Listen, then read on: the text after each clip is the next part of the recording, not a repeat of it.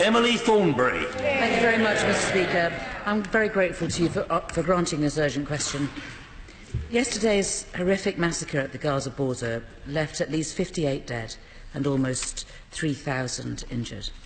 And our first thoughts today are with those Palestinians mourning their loved ones or waking up with life-changing injuries.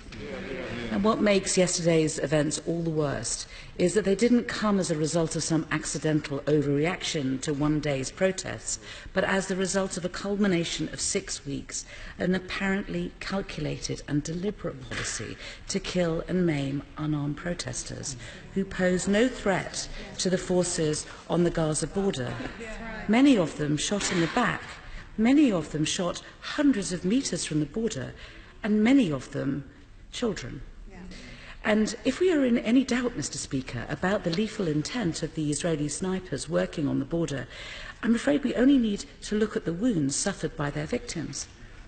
On hunting websites, Mr. Speaker, in America, they regularly debate the merits of 7.6mm bullets versus the 5.5mm bullets. The latter, they say, is effective when you want to wound multiple internal organs, while the former is preferred by some because, and I quote, it is designed to mushroom and fragment, to do maximum internal damage to the animal.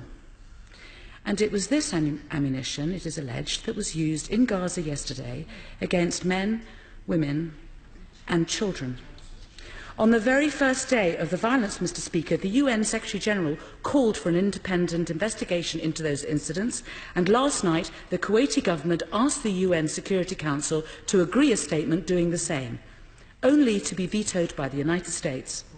And while I agree with every word of that Kuwaiti statement, it is easy to see why the US vetoed it, because it was critical of their Jerusalem embassy move. So can I ask the Minister of State today if he will take the initiative, not just in supporting a new Security Council statement, but in helping draft a new statement, making no criticism of any party and no link to any other issue, but simply calling for an urgent, independent investigation into the violence in Gaza to assess whether international law has been broken and to hold those responsible to account.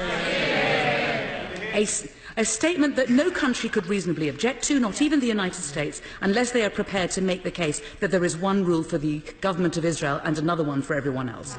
And I believe that the investigation must just be the start of an effort at the UN and elsewhere to bring urgent and concerted international pressure on the Netanyahu government to lift the illegal blockade on Gaza and comply with all the UN resolutions ordering them to remove their illegal settlements and end their illegal occupation of Palestinian territories.